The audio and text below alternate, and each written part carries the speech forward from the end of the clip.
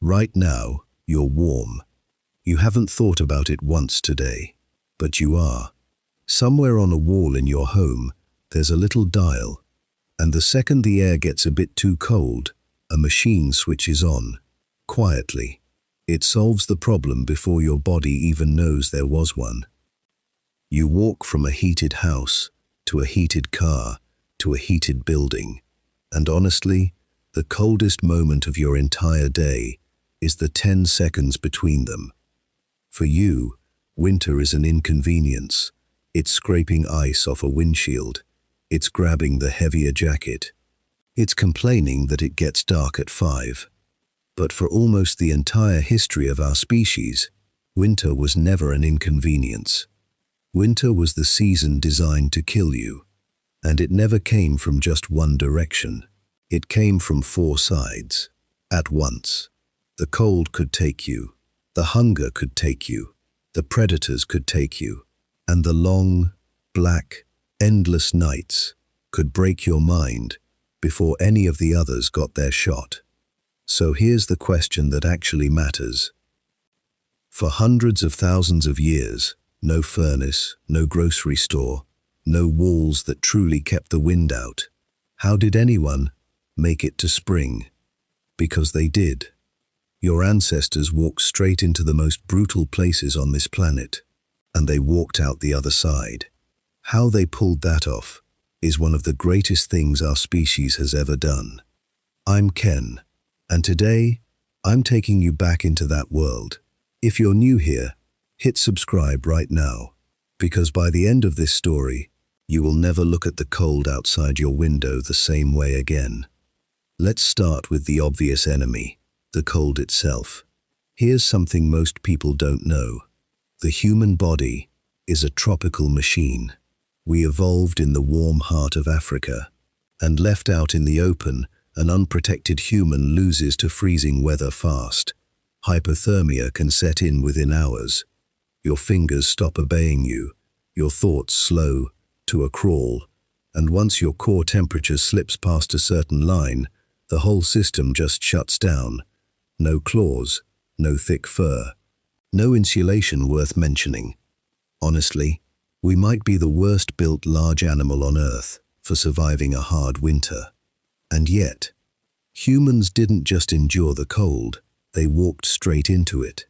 They pushed north, into Ice Age Europe, into Siberia, into places where winter dropped far below anything a bare human body can take.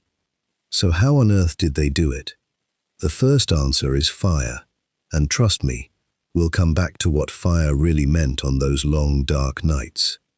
But fire has a fatal flaw. It only warms the side of you that's facing it. It doesn't come with you. The moment you step away, to hunt, to gather wood, the cold pours right back in. Fire alone was never going to be enough. What ancient people needed was a way to carry warmth on their own bodies, everywhere they went. Which brings us to maybe the most important piece of winter technology humans ever invented. Clothing. But not the kind you're picturing. See, for a very long time, the approach was simple. It's cold? Throw an animal hide over your shoulders. Done. And for a while, that's exactly what people did. But a hide draped over your back leaves gaps everywhere. Wind slides in at the sides. Your arms hang out in the open. The whole thing shifts and slips off every time you move. A draped pelt is better than nothing, but in a real winter, better than nothing still gets you killed. The real breakthrough came when people learned to cut hides into pieces and stitch them back together in the shape of a human body. Fitted sleeves, sealed seams, a garment that locked a pocket of warm air right against your skin and held it there, no matter how hard you moved. That's the difference between a blanket and a coat. But here's the catch.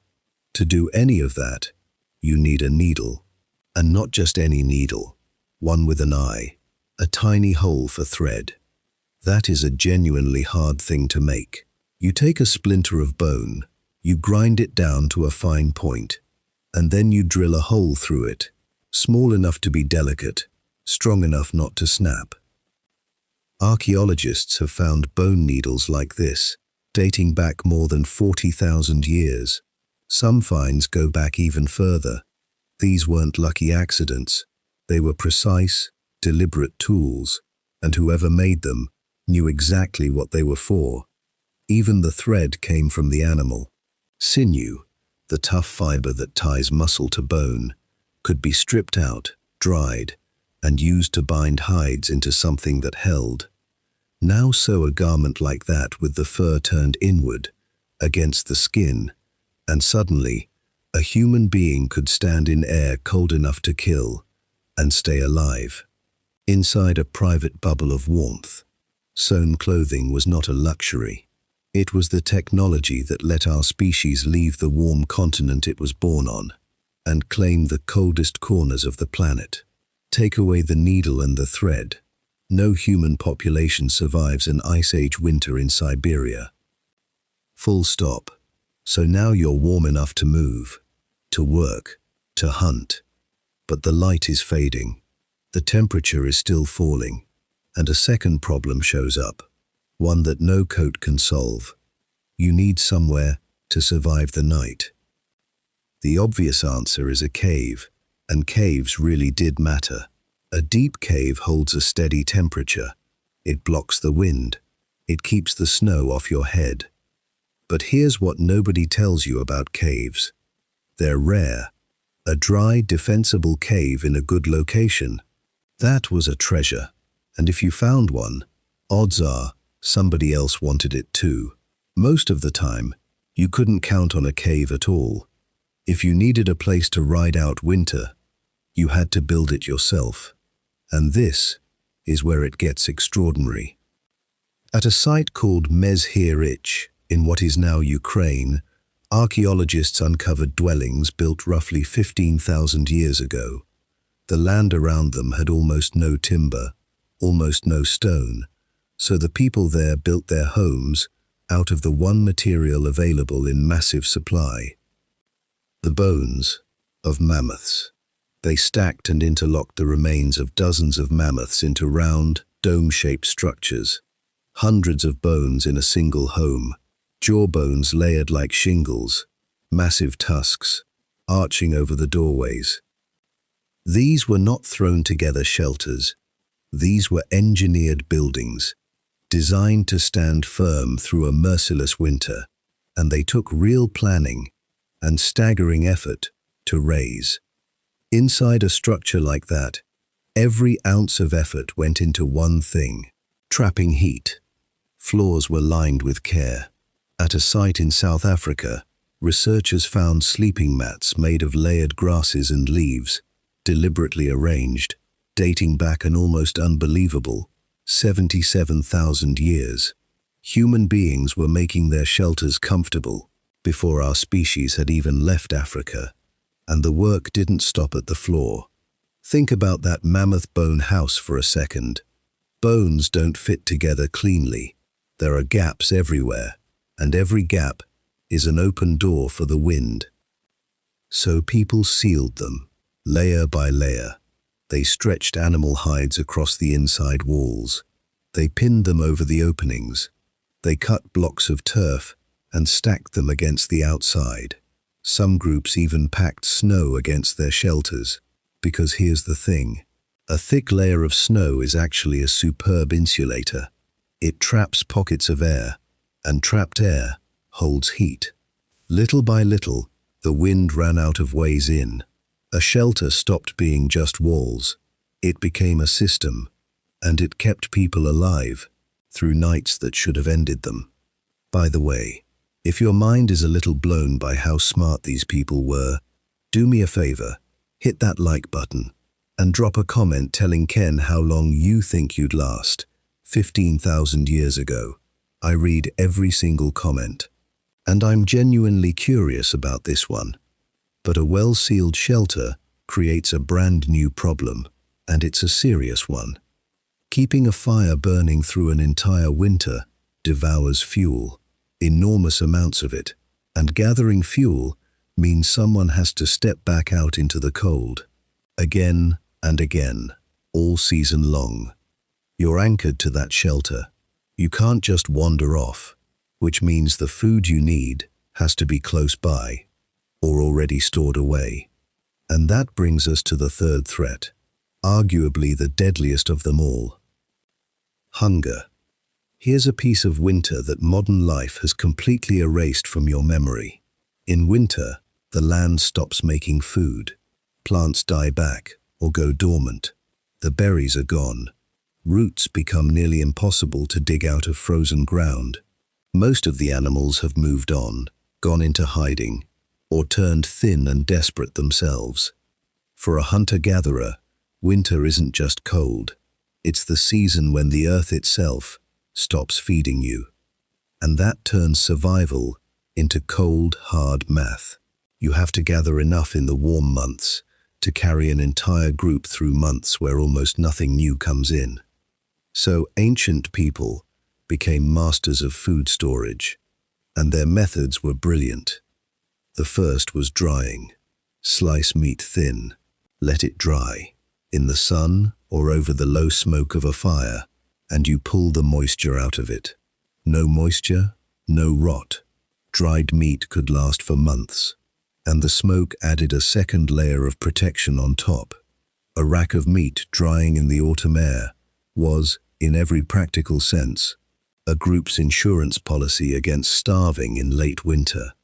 The second method was turning the cold itself into a weapon. Frozen ground is a natural freezer. Dig a pit down into the permafrost. Pack it with meat from a good kill, and the cold keeps it edible for a remarkably long time. Winter, the very thing trying to starve them, became the thing preserving the food that kept them alive. But the single most precious food in winter wasn't exactly meat.